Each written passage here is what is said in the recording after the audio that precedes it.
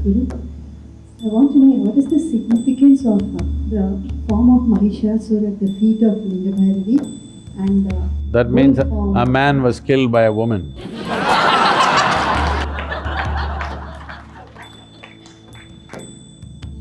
Mahishasura is a man first. We really don't know much about him, but traditionally he got terribly bad press.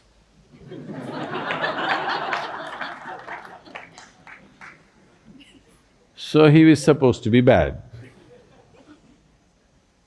And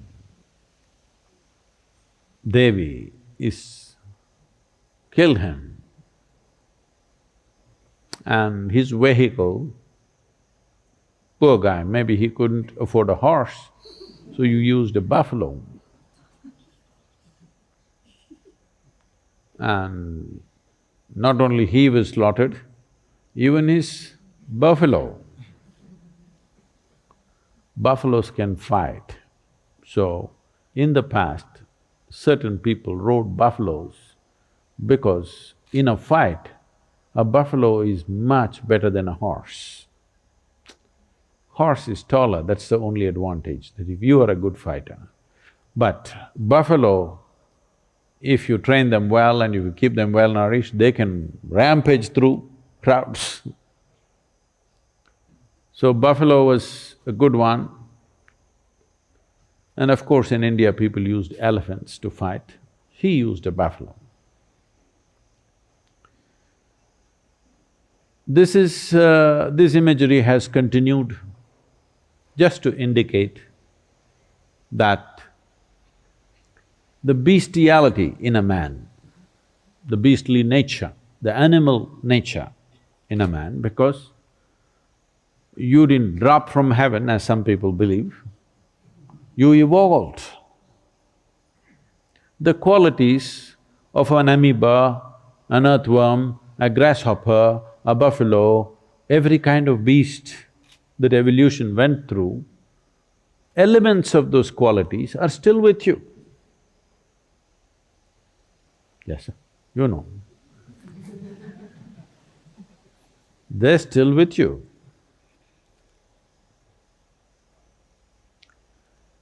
So, these are all compulsive tendencies. Even modern neurology recognizes that one part of your brain is that of a reptile.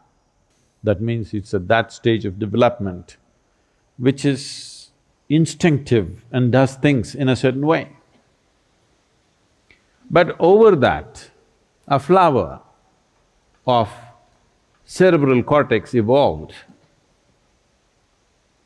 If you function out of this, which is a happening, which happened after human spine became erect. After the human spine became erect, the outer flower developed, which is what makes you human, which is what gives you thoughts about universality of the existence, which is what gives you an idea that everything is one, which is what allows you to be a scientist, this is what allows you to be a spiritual seeker. But if you go back to this, all you have is instincts of survival. So the entire process, the human effort through education, through spiritual process, through meditation, everything is to move away from this and function from the outer dimension, which is a more recent happening, but this gives you a sense of seamless way of approaching life. If you go to the reptilian brain of who you are, fixing boundaries is all that you know. So whenever you are having problems with people around you, always wanting to fix your boundaries, this is mine, this is yours, my space, your space, my air, your air. When it comes, you must know you gotten here. Now the spiritual process, the yogic dimension is looking at how to make this, because if you function only from one aspect of your brain, it'll work, but not enough, you're not using all of it. So there are methods, some of the methods you are already practicing, but the idea is to open this up. There is evidence to show that the reptilian brain can become more transparent and starts communicating with the outside part of the brain. There are experiments, there are studies which show that with certain practices of meditativeness, reptilian brain, which is always about fixing boundaries, will begin to communicate with the outer part of the cerebral cortex and it function as one brain. So I don't know if you should. The flower should open up, and that is why in the yogic, you will see all the imagery in the yogic culture, flower, flower, small flower, small flower, small flower, big flower. It opened up. If it opens up, now human intelligence is functioning in a very unifying way, not in a divisive way, not in a way that you will become exclusive, you will become inclusive. Inclusiveness is not a philosophy. Inclusiveness is the nature of the existence. No other creature is able to realize this. They're all busy fixing boundaries. The dog is peeing all over the place, not because of urinary problems, but he's establishing a kingdom, pea kingdom, of course. Human beings are not any different.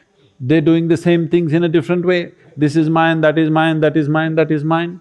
Fixing a kingdom, when it's possible, push it a little bit. When it's possible, push it a little bit. Not possible, put the wall. Happening all the time. So, the imagery or the symbolism is that beast has been killed and put down. That is the symbolism of Mahishasura and his buffalo, dead and down. The symbolism is also this, that when masculine exists by its own nature, it naturally lives instinctively. That means this. Only when feminine enters, it can become little open. So when it opened, the masculine or the beastly nature fell at her feet because she rose out of that. So the symbolism is just that. Because she rose in full power, this bestiality is down there.